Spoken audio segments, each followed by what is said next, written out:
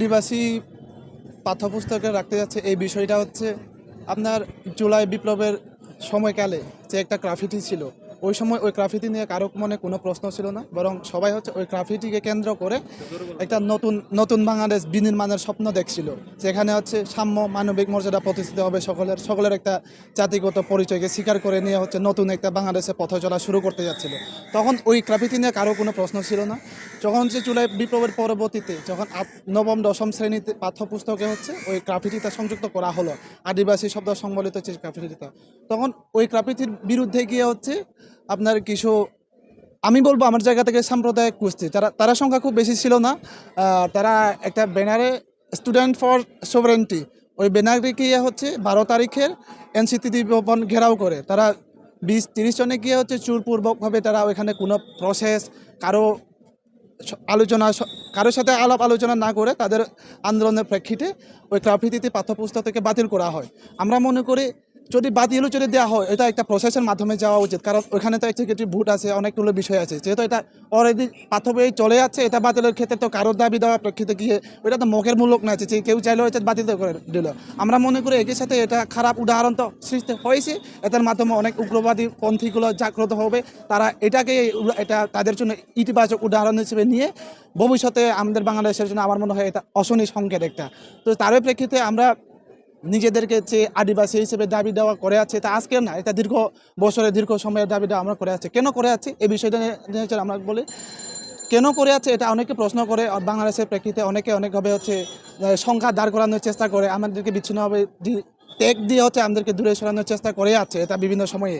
এবং এটা এখন জুলাই বিপ্লবের পরবর্তীতে আমরা যে এক্সপেক্ট করছিলাম, ওই এক্সপেক্টের বিপরীতে কি এখন বেশি আরও চূড়ালো হবে, এটাকে বিষয়টা সামনে চলে আছে যে আদিবাসীরা হচ্ছে বিচ্ছিন্নতাবাদী, তারা হিল ট্যাক্সটাকে তাদের কবজায় নিয়ে নিতে চায়, ইন্ডিয়া হাতে তুলে দিতে চায়। এইসব প্রোপাগান্ডা সরিয়ে আমাদের আদিবাসী জনগোষ্ঠীকে, বাংলাদেশের অপরাপর যে বাংলা ভাষাভাষী জনগোষ্ঠী আছে তাদেরকে খারাপভাবে আমাদেরকে দাঁড় করানোর চেষ্টা করা হচ্ছে, যেটা আমাদের বাংলাদেশের জন্য কোনোভাবে কাম্য নয়। কারণ আমরা আদিবাসী দাবি তোলার মাধ্যমে আমরা নিজেদের পরিচয়টা নিজেরা নির্ধারণ করতে চাচ্ছি। আমরা যেটা মর্যাদাপূর্ণ সম্মানীয় মনে করে আমরা সেই মানুষ হিসেবে, আমার মনে হয় ওই অধিকারটুকু আমার আছে। আমি আমার অধিকারের জায়গা থেকে আমি আমার দাবি দাওয়াটা জানাচ্ছি ওইটা।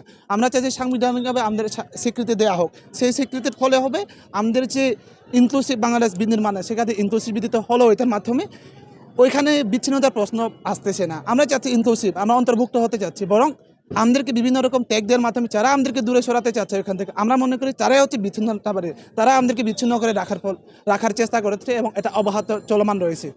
আর আজকের যে ঘটনাটা ঘটলো, আমরা 12 তারিখের ঘটনাটা আমি একটুকে বললাম, ওই ঘটনার প্রেক্ষিতে হচ্ছে 13 তারিখে একটা মিটিংয়ের সিদ্ধান্তের মাধ্যমে আমরা আদিবাসী ছাত্র জনতা ঢাকায় যারা অবস্থান করতেছি, আমরা একটা কর্মসূচি দাঁড় করানোর মানে ঠিক করে আমরা একটা কর্মসূচি ঠিক করি যে এনসিটিভি কর্তৃক যে আদিবাসী গ্রাফিতি, জুলাই যে স্পিরিট গ্রাফিতি, ওই গ্রাফিতি সরানোর প্রেক্ষিতে যেটা ওইটা পূর্ণ বহাল করা হয়। দাবিটা খুব সিম্পল, আমার মনে হয় এটা পূর্ণ বহাল করা। কিন্তু একটা গণতান্ত্রিক দেশে গণতান্ত্রিক পথে আমরা তো আমাদের দাবি দেওয়া উত্থাপন করতে পারি, সেক্ষেত্রে আমরা এক্সপেক্ট করি নাই যে এরকম একটা অতর্কিত হামলা হবে। আমরা কোনো হামলা মারপিটের উদ্দেশ্য চাই না, যারা আমরা নিরস্ত্র, আমরা আমাদের শুধু দাবি দেওয়া নিয়ে সুশৃঙ্খলভাবে শান্তিপূর্ণভাবে আমরা কেসে আমাদের দাবি দেওয়া নিয়ে রাজু ভাস্কর্য থেকে শুরু করে আমরা আমাদের দাবি দেওয়া নিয়ে সুশৃঙ্খলতার সাথে শান্তিপূর্ণভাবে কারোর সাথে কোনো ঝামেলা না করে আমরা আমাদের গন্তব্যকে পৌঁছানোর ঠিক মাঝখানে না, ঠিক পৌঁছানোর একটু আগে মতিঝিলের যে মেট্রো স্টেশন আছে ওইখানে তারা লাঠি সুতা স্টাম্প নিয়ে হচ্ছে, সংখ্যায় খুব বেশি না, কিন্তু আমরা সংখ্যা বেশি হলেও আমরা তো আসলে ওই মারামারি প্রস্তুতি বা ওই উশৃঙ্খল পরিবেশ সৃষ্টি করার উদ্দেশ্য নিয়ে চাই না। গণতান্ত্রিক পথে আমরা আমাদের দাবি দেওয়া উত্থাপন করতে গিয়েছি, সেক্ষেত্রে তারা লাঠি সুতা নিয়ে আমাদের পথরোধ করে একই সাথে আমাদের উপর অতর্কিত হামলা চালায়। আমরা যে যার মতো ওখান থেকে বিচ্ছিন্নভাবে সরে আসি, ওখানে অনেক পুলিশ ছিল। আমার মনে হয় এই ড্রাইভার বাংলাদেশ বর্তমান এক্সিস্টেন্স সরকার একই সাথে বিভিন্ন প্রগতি মনা যারা নিয়ে এই সাম্য বাংলাদেশকে আসলে বিনির্মাণের স্বপ্ন দেখে, তারা এটা কেউ এড়াতে পারবে না বলে আমি মনে করি। আমরা সংখ্যা কম হলে তো আমাদের অধিকারের বেলায়, আন্যায্যতার বেলায় আমাদেরকে তো সেই সুযোগ সুবিধাটুকু দেওয়ার না দিলেও তো আমরা আমাদের অধিকারটুকু জানাতে পারি। সেক্ষেত্রে আমাদের কণ্ঠস্বর রোধ করার জন্য আমাদের উপর অতর্কিত হামলা আমার মনে হয় স্বৈরাচারের আরেকটা নমুনা বা লক্ষণ।